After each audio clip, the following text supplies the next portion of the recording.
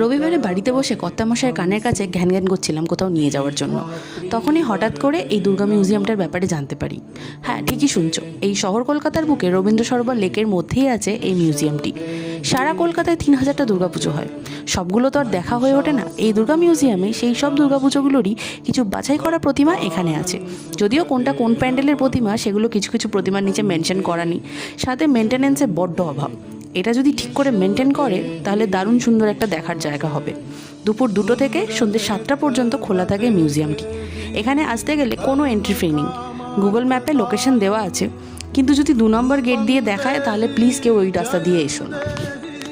यशोदेहि दिशो जय रक्तबीज वदे देवी चण्डमुण्ड विनाशिनी रूपं देहि जयं देहि